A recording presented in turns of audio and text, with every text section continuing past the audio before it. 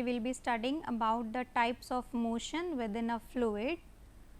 So, it can be of 4 types. It is generally linear or angular, and then again it is linear deformation or angular deformation and linear rotation or linear translation. So, before moving to that, first we will be discussing about the simple calculation in the velocity or acceleration patterns of fluid flowing.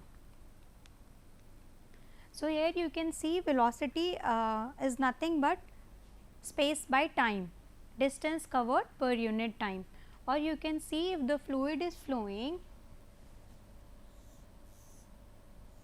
we have considered all these 3 direction x, y and z direction, and the fluid is flowing over there. Then the velocity is having a component in x direction as small u, component in y direction as v, and component in w direction as in z direction as w, and they both are the function of each of the components u, v, w, u in x direction, v in y direction and w in z direction. They all are the function of x, y, z, each distance in the corresponding sides or directions plus the time they have achieved. Or you can say resultant velocity will be nothing but vector of u I v j plus w k, or you can achieve or calculate or measure the resultant velocity as this. Resultant velocity is denoted by capital V. Capital V, resultant velocity you can calculate with the vectors of these u, v and w directions. Coming to the acceleration, these are the very basics, and a few you might feel that these are mathematical calculation, but we need to keep focus. The flow is like, if you see the velocity is it nothing but distance by time.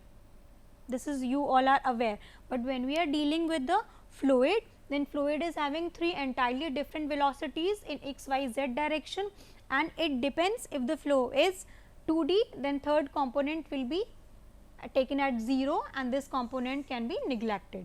So, we have taken or revised for once that u, v, w will be the function of, like, it is not focus that u is only dependent upon the distance it has covered in x direction, because it do or it may have certain value which is being ignored, that is in y direction or in z direction.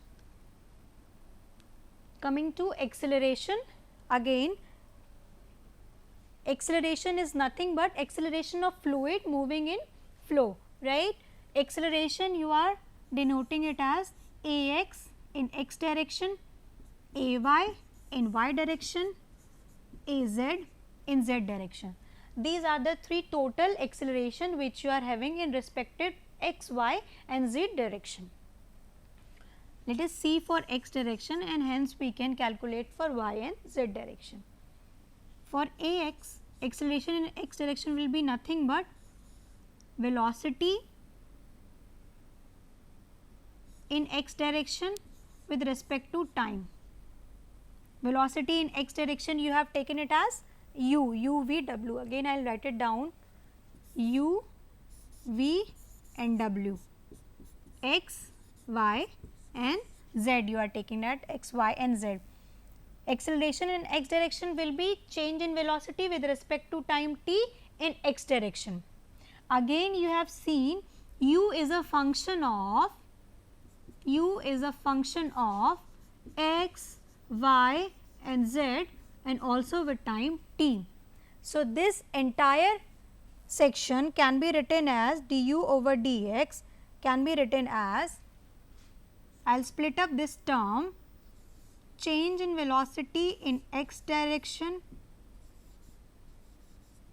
after covering a distance dx in time delta t, change in velocity in y direction after covering a distance in y direction in time delta t, plus change in similar velocity, because x is a component of y, u is a component of x, function of x, then y, and then we will be covering it as z. X change in direction of u with respect to time t, z I mean, z you can say, let me rub it out, else you will get confused. So, typing error. Z, distance covered in z direction in time delta t, plus there must be a change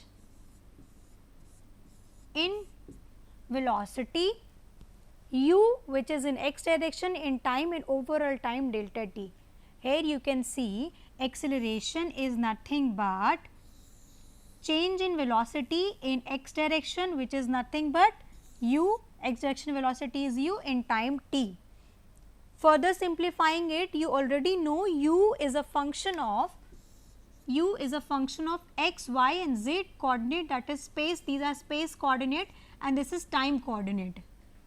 So, exploding it up, you can see it will be a function of du over dx in x direction after covering a distance of dx in time delta t. Then the change in velocity in y direction after covering a distance of dy in time delta t in y direction. Similarly for z and similarly for interval of time delta t. Here you can see there are few components which are dx by dt. What is actually dx by dt?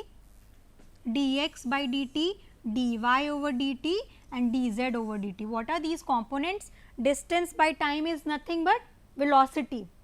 So, you can see x means distance in x direction in time, means you can write it as velocity in x direction, which is nothing but u. So, here you can substitute it as u, and then dy over dt, it is nothing but you are saying distance covered in y direction in time delta t and it is being represented by v. Distance covered in z direction in time delta t, it is represented by w. Or you can say acceleration in x direction is nothing but change in velocity per unit time, which is further being split up into these terms, and these terms are being simplified to converting this term as u du over dx plus v du over dy plus w du over dz plus change in velocity u with respect to time delta t. This is the acceleration you can calculate, which will be being felt by a particle or a fluid when it is moving in x direction. Similarly, you can see what about y direction, acceleration in y direction, acceleration in z direction. Only the thing there will be changing the velocity component, rest all terms will be same as it is. Or you can see, I will write it down over there, ay will be nothing but change in velocity component in y is nothing but dv in time delta t and it will be nothing but u, v and w will be a constant term, you can write u, but here will be change in x direction plus v change in y of y direction plus w change in velocity in z direction plus change in velocity component with respect to the time delta t. And hence similarly for az you can say az can be implemented.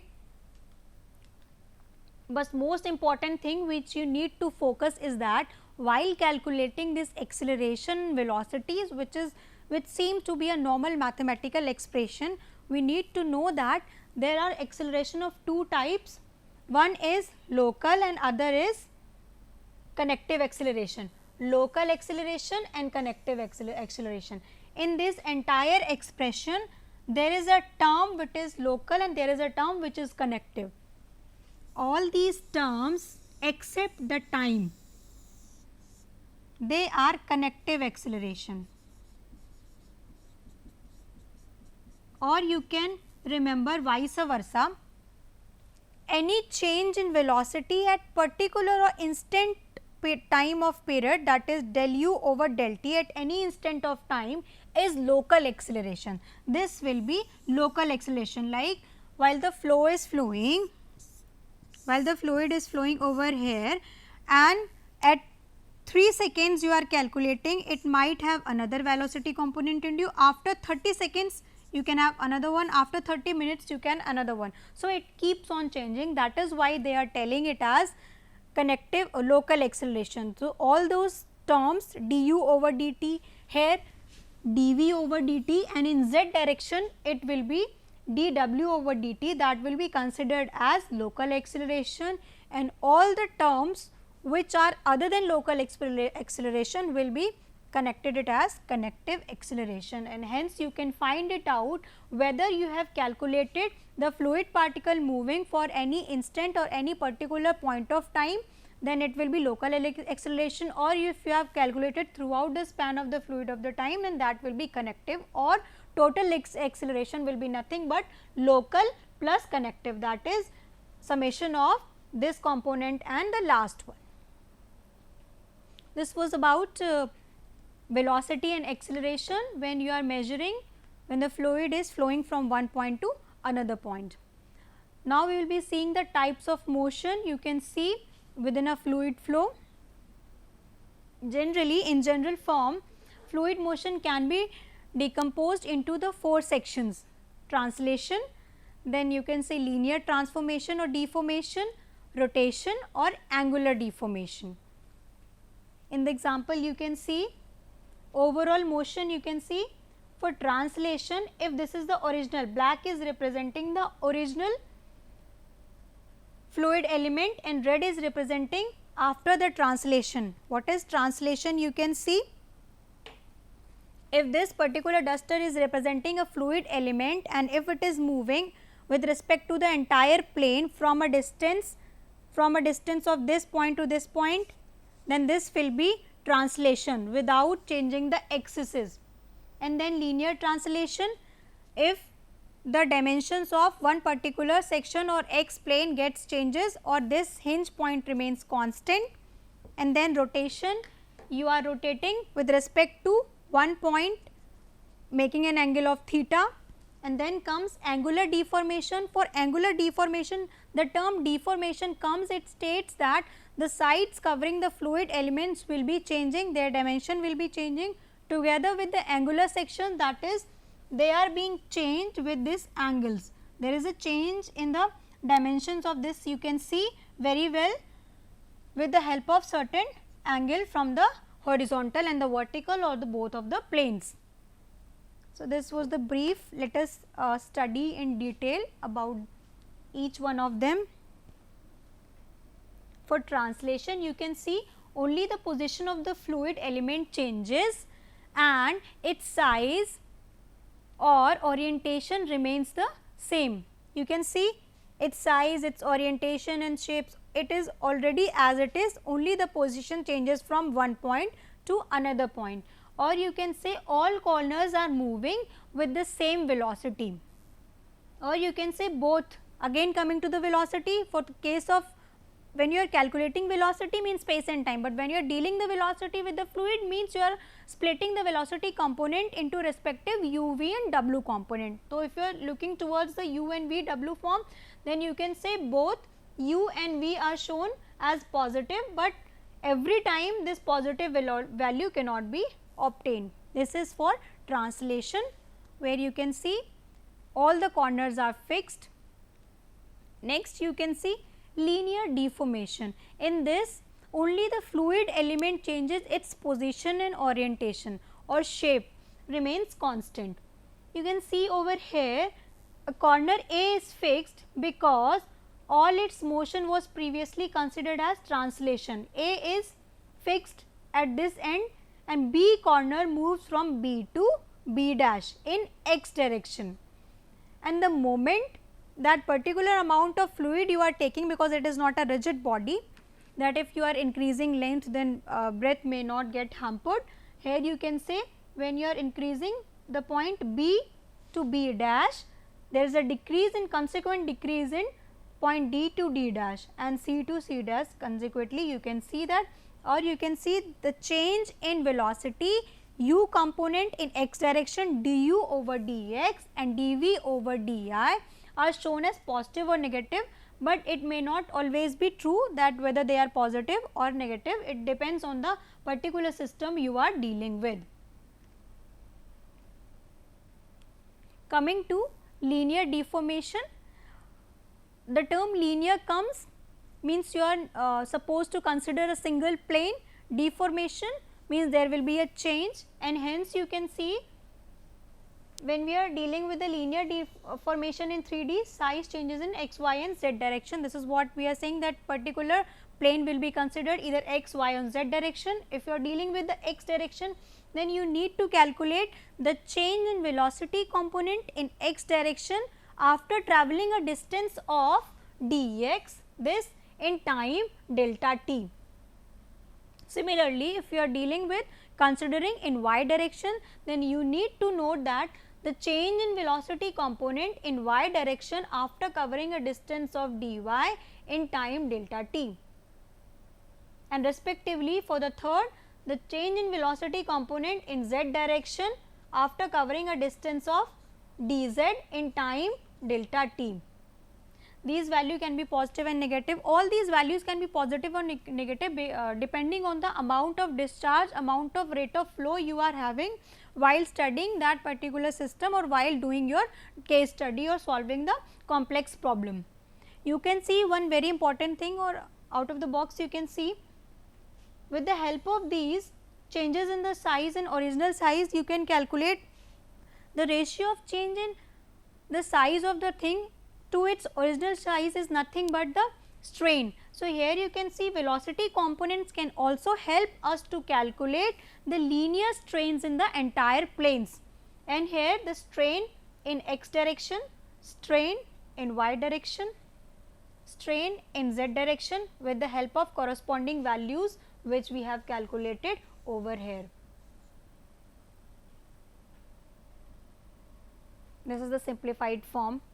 Again, there comes a term named as dilation, which is nothing but comparison of initial and final volume of 3D fluid provides in an important quantity.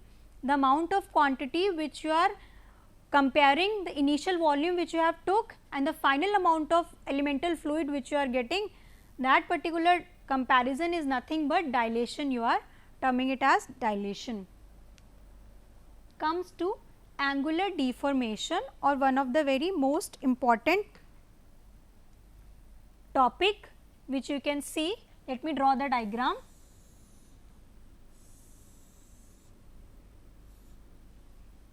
Here you can see you have took these two axes.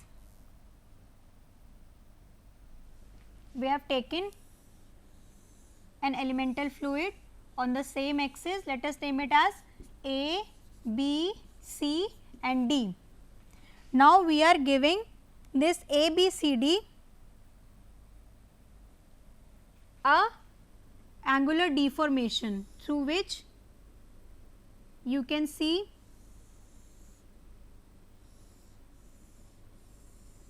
this is the angular deformation, and this A points tends to A. Give me a moment.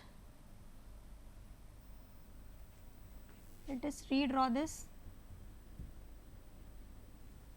Let us give a angular deformation with another one.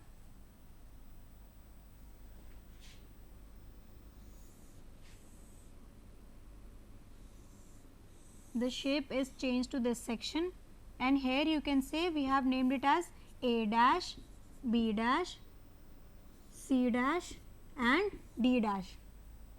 It is very well clear and very well, you can see very well that if you are plotting a horizontal line, then it is making a difference or angle of certain value. earlier these two lines were perpendicular to each other and hence you can see they were perpendicular, hence you can see there was no angular deformation, and here you can see AB and AD, here you can see A dash B dash and A dash D dash is having certain gap of angle with their respective horizontals. Let us name these angles as alpha and this is beta. Now, for calculating angular velocity, you can say this can be the summation or average of this alpha and beta will be giving you the angular velocity of this particular elemental fluid which you have considered. So, here for calculating the value of alpha, you have a hypotenuse and you have a base. So, what we can do, what can make it much clear is that you drop a perpendicular from B dash. We are dropping a perpendicular from B dash and naming it as E and naming another is as E dash. Now, tell me A dash in triangle A dash, B dash and E, tan alpha will be nothing but B dash E upon A dash E, B dash E upon A dash E. Now, the question is A dash E can be considered as the value of A E which we have taken it as, let us suppose dx or dy, in corresponding directions. Can we write B dash E into as a value of B dash E dash minus E E dash. Now, the question comes how B dash E dash you can calculate and how you can calculate E dash E. So, we are calculating it with the help of velocity formula, that is distance is nothing but velocity into time. Velocity into time will be dropping a line,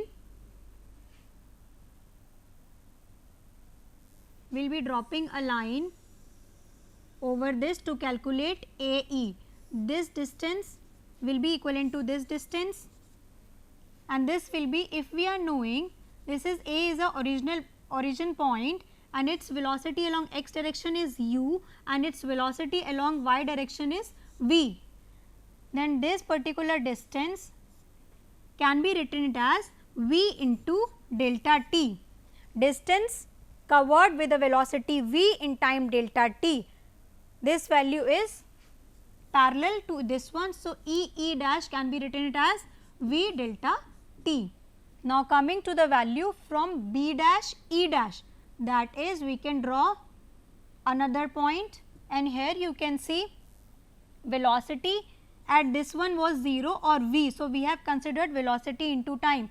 After travelling a distance of dx up to E, velocity will be changed to velocity plus change in velocity after in x direction after travelling a distance of dx. This will be velocity at E point. Now, multiplying it to delta t will be giving you the entire value of B dash E delta t. This is B dash E dash, subtracting this value you can get it as BE, where you can see this is nothing but V plus del V over del x into dx into delta t minus V delta t. This is B dash E dash. I will mark the borders so that you can see.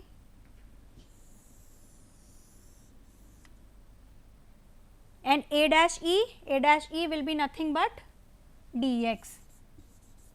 And here you can see V into delta t will get cancelled and you are getting it as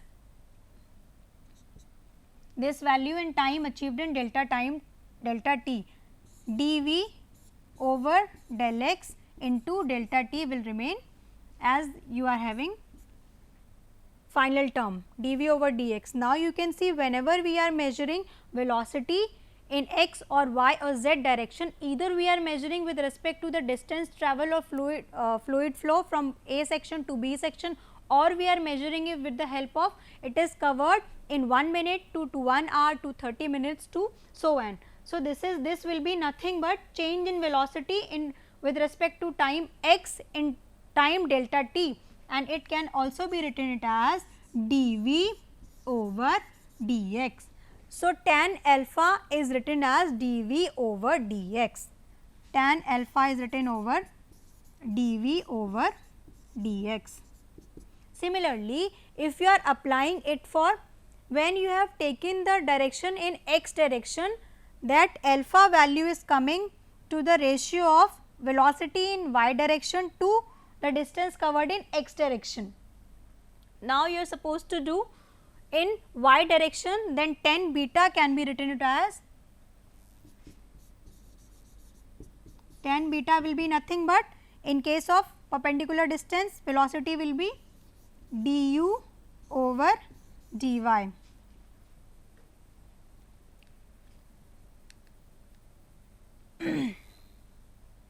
Here you can see this is tan alpha and tan beta. Angular velocity will be nothing but average of tan alpha and tan beta. Tan alpha plus tan beta, its average, and you can say 1 by 2 of dv over dx minus du over dy. This is the angular velocity. You can calculate alpha in this direction, beta in this direction. Now, coming to rotation. For rotation again there comes an angle alpha and beta, and here you have seen alpha we have calculated previously. Alpha is how much? Tan alpha is dv over dx. So, you can write, if we are considering this as alpha and this as beta, right, then tan alpha is nothing but dv over dx and tan beta is nothing but du over dy. Now, for calculating the angular velocity you have taken the average of these two, but for rotation you can see while taking the average you should make sure when we are rotating then direction remains constant. That is, if we are rotating this point, either we can rotate it as clockwise or we can rotate it at anti-clockwise. We cannot do that we should reduce this deformation in clockwise or this particular section in anti-clockwise direction. So, direction remains constant, but here you can see alpha is in another direction and beta is in another direction. So, taking alpha as positive, another component can be put it as negative because of the direction value. Here you can see rotation. For calculating rotation, half of dv over dx minus sign is applied for the rotation value and here du over dy.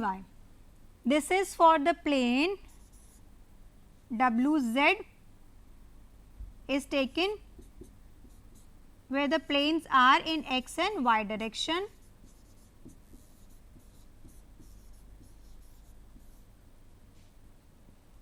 If this value is 0, then the flow can be irrotational.